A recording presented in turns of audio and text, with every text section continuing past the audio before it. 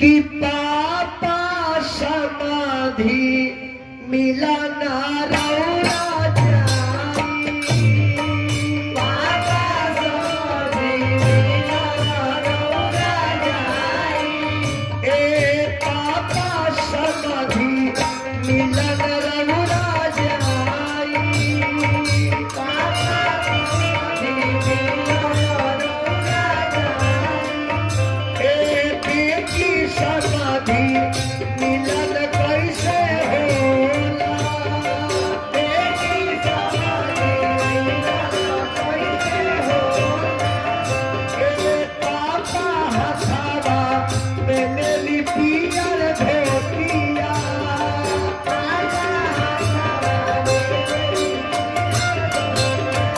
ए पापा समाधि मिलन कैसे होला।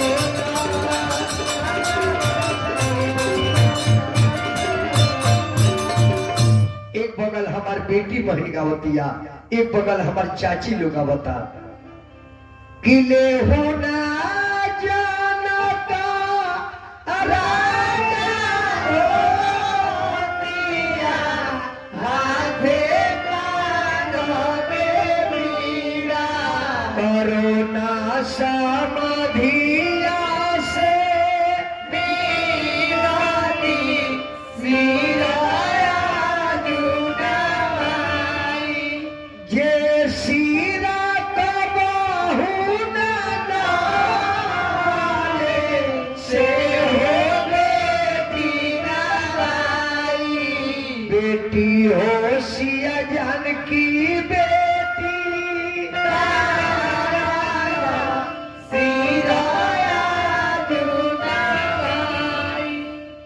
ई पूजा करके बारात चल समियाना में लड़की के घर से हजाम धूर्छक के पानी ले जाना और ऐसे बेटा से लड़की के नहवान के कपड़ा मांग के ले आवेला। लड़की जब आंगन में नहाए बैठे ले ये अपना बेटी के शादी कैले हुई, बहन के शादी कैले हुई, ओकरा याद हुई। जब नहवान के कपड़ा आ जाला ना त लड़कियां रोए लागली से जे हमरा के नहवाओ तालू, इकर मतलब कि हमरा के घर से निकाल दी। ओकरा दिल से पूछी कि लड़की पर का उबरा के समय बीतेला।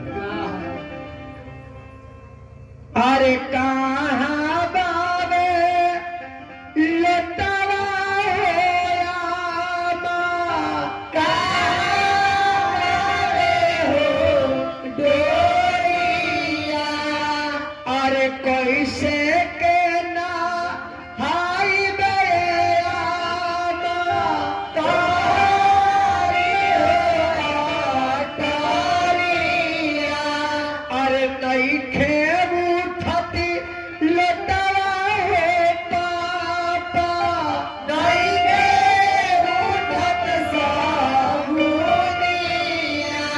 अरे कैसे के ना हाय हो पापा, तारी हो बाबुनिया। लड़की के नहवा धुआ के और ससुराल के कपड़ा पहना दिया। सुतब काहे बेचैन बड़े, एक दिन तो ऐसा सुतब जे के जगह हो ना जाए। जब लड़की ससुराल के कपड़ा पहन ले चाची और वो लोग कहीं से आई बानी पर वो लोग जानते बानी, तब भसुर गहना लेके आवेला। आज लड़की ससुराल के कपड़ा ना पहने ले तले एको थन गहना लोग ना देला, केहू देला। जब वो लड़की के गहना बनौले बने तो भेज देवे के चाहिए, लेकिन हमने के कहाँ भेजी ले। हमने के पहले जाई कपड़ा ले जाई, लड़की के स्नान करवाई, नैहर के कपड़ा हटा दे, हमार कपड़ा पहन के हमार बोलो। पहले हम जमीन पर दखली करे तब हम खर्चा करे। जब लड़की स्नान करके वो लोग के कपड़ा पहन ले ली, नहवा के कपड़ा, तब भसुर देख लेके घुसे ले गहना लेके। इन जब सीन बदल गई, लड़की के बाप मारू के बांस पकड़ के रोवे लगले। लड़की के चाचा दरवाजा पकड़ के रोवता रहे, और लड़किया के भाई दौड़ के जाके पलंगवे पर गिर गई। आने भसुरा पान खात हौसत आवता। हजामी लड़की के अकवारी में पकड़ के लिया के अंगनों में बैठा। अरे जाबारे साजना होले गावा आई ले या गाना।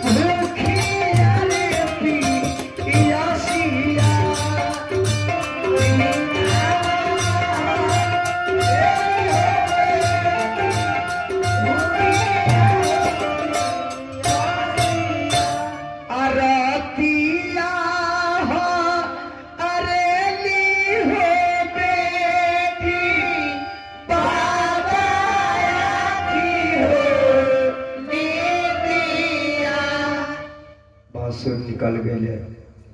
तब दुल्हा आंगन में आवे। यही जी लड़की के बाप अपना बेटिया के जांग पर बैठावेला।